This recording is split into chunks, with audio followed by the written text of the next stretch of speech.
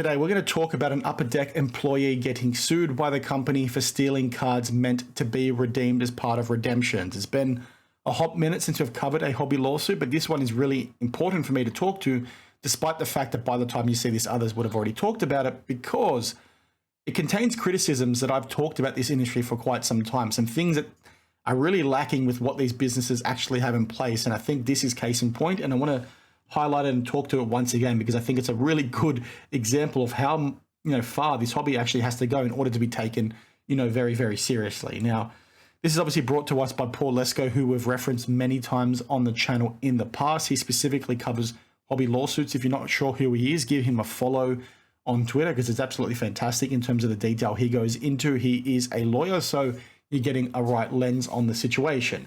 Now, what he talks to is the fact that 2 weeks ago, Upper Deck filed a lawsuit against an individual who was a former employee, and that the update to the lawsuit looks like it has to do with an alleged theft by that individual. Now, the reason why this was interesting and the reason why this gets pretty laughable pretty quickly is that the individual was hired in May of 2024, and he was tasked with managing some of Upper Deck's card inventory for its redemptions and replacement card programs. And I think it goes on to say in the next post that these cards range from thousands to tens of thousands of dollars in value. And what they sort of talk to is, or allege, I should say, is that he began to steal trading cards immediately after commencing employment, which is, absolutely wild. The fact that this could happen so easily, especially with such a new employee. But I'll get to my thoughts on that in a second.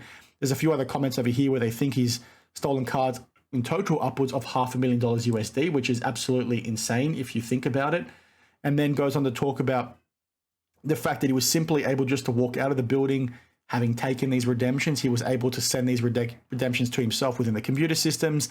Upper Deck at the time did not have bag check procedures within place to monitor this sort of stuff either, which is where the absurdity comes. And that's sort of what I want to emphasize today. Obviously, there's a lot more to this, lawsuit, but basically they're saying this guy stole a heck of a lot. And when he was sort of setting out redemptions to customers that were meant to get them, he changed either his name into the system or put that customer's name into the system but didn't actually send it to them, etc. There's all allegations in here regarding this process, but it's that bag check piece that I think is super important here, and I think goes to the things I've talked about for multiple years now on this channel.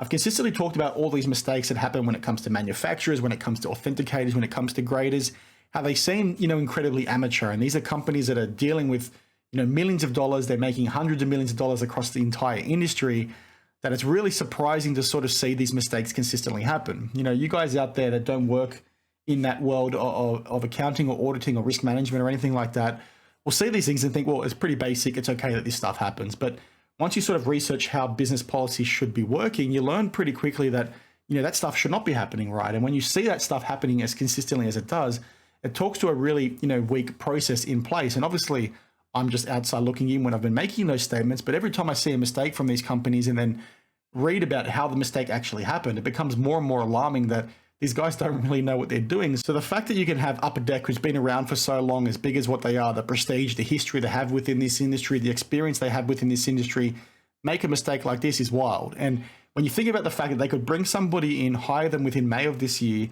and then that individual with, immediate effect, essentially allegedly start stealing things, is absolutely wild to me. It's like, what policies, what controls do you guys have in place? The fact they don't have bag check procedures in place at the time of hiring that individual is absolutely absurd. It sort of implies that they've now got those things in, but that's just a little bit crazy to me. The fact that you can have one individual go to a computer system and sort of input information and reroute, packages to himself or send things to himself and not have somebody else verify that is absolutely insane to me. Like that's not how processes work. Those things should have things like 4-eye checks in place, where you have two people looking at one process, especially when you factor in the amount of money that are funneling through in terms of what the cards are actually worth these days. Like that's insane to me. I talked about this in the past, how you have these companies, and the regulars on the channel are probably sick of this, hearing it from me, but you essentially have companies in this space willing to charge you to the moon for things, right? They're willing to charge you as much money as possible. They're willing to sort of rip out all the costs associated with the process so they can maximize their profit margins, etc. But they don't want to uplift their processes internally to now match the valuation of the things they're selling you. Cards are selling for millions of dollars these days, more regularly than they have in the past. So the fact that you can have such poor processes like this, despite cards being worth that amount of money, is no surprise to me, but it should be a surprise to you. And it should be a surprise to you now, or should give you some understanding now why you see so many mistakes across all these other businesses, because it's consistent theme across the board. There's been rumors for years around Panini and Leaf having redemption stolen by employees. And the same thing goes for Topps. Like, there's all these things that are sort of happening, and it's like, guys, they're not as big as what you think they are. Like, they might be charging you all this money, and they want to be portraying the industry as being super prestigious and seeing as this thing that's meant to be rivaling luxury goods and all that sort of thing. And Michael Rubin's talking about wanting to 10 times the hobby, but they're not doing it the right way. And when you look at processes like this, these are the things you need to fix in order to then give some substantiation to the industry being as valued as what it is. And I'm going on a bit of a ramble right now. This probably is not making any sense, but I saw that and I was like, another example of these companies having no freaking idea what they're doing. I just can't comprehend how you can have a new starter start in May and then immediately be in a position where they can steal $500,000 worth of cards. Like, that's crazy. That's absolutely crazy to me. And when I see that, I'm now asking the question, well, how deep do these issues actually go? How many more, areas within this industry have weak controls like that, have weak processes like that? It's just crazy to me. So I'm going to put the link down below for you guys to reference Paul Lesko's, Twitter thread, because he goes into a lot of detail and talks about a lot of things with regards to the allegations, but it's just wild. I just don't get it. I'm like lost for words these days when it comes to crap like this, because it's just a joke. Like, it's unacceptable. And I'm sick of being surprised when I see crap like this, because it's like every other month now we're seeing a company, drop the ball completely in ways that should not be happening. Like, we've covered so many things when it came to PWCC and Panini and, Topps having those cards backdoored before the release of the product even happened. And then it turns out they didn't even replace them within the product. All those duplicates, all those triplicates. It's like all these things that are happening are so easily preventable, yet they're not investing the money to sort of fix them.